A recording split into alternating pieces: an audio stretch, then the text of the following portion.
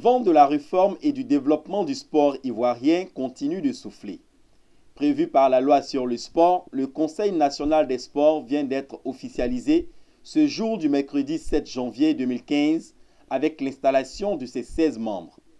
Le cabinet du ministre de la Promotion de la Jeunesse, des Sports et des Loisirs, M. Alain Michel Lobognon, a servi de local pour l'élection du président du Conseil national des sports. Le choix de la présidence a été porté sur l'ancien ministre des Sports en la personne de M. Zapa Kobenan Roland, désigné par acclamation par l'ensemble des 14 membres présents. Il est suppléé par le professeur Constant Roux, président du Comité national de la lutte antidopage, en tant que premier vice-président du Conseil national des sports. Vient ensuite Mme Akandi Thérèse de la Primature, deuxième vice-présidente. L'information a été rendue publique par le secrétaire du Conseil national des sports, M.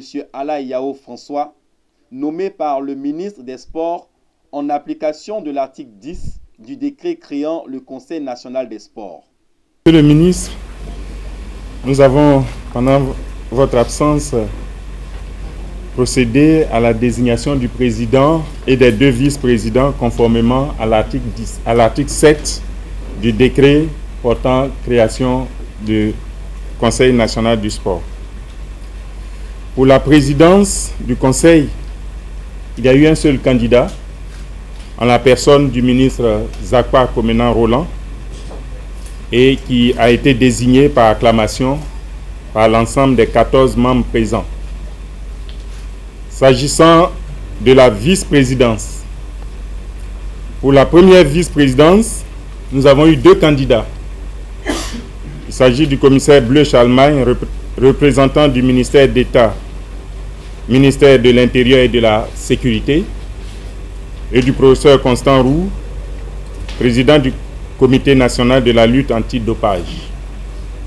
Après une concertation entre les deux candidats, le commissaire Bleu Charlemagne s'est désisté au bénéfice du professeur Constant Roux, qui a été désigné par acclamation par l'ensemble des 14 membres présents.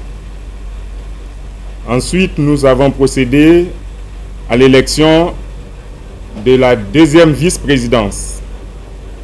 À ce niveau aussi, nous avons eu deux candidats.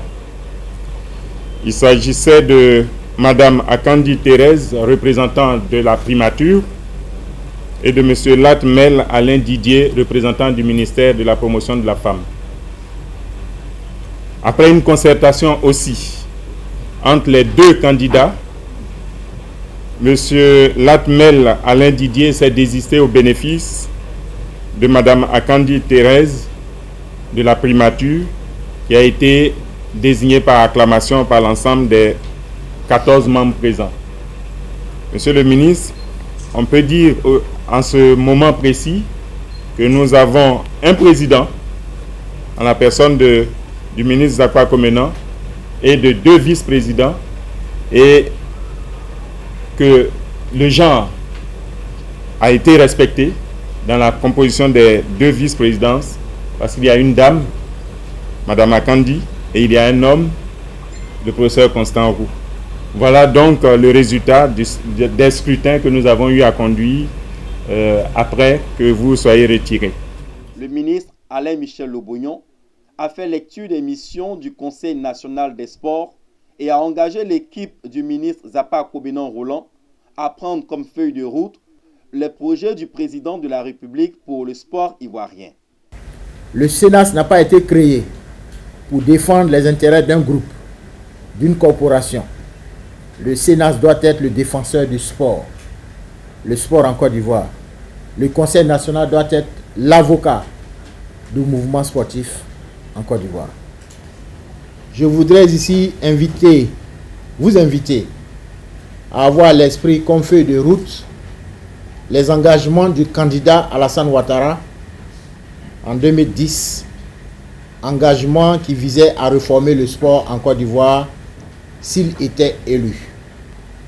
Dans tous les cas de figure, au regard du décret qui crée le Sénat, vous avez la charge de donner des avis motivés sur les questions relatives au sport et aux activités physiques. Vous avez la charge d'apporter votre concours à l'évolution des politiques publiques dans le domaine du sport.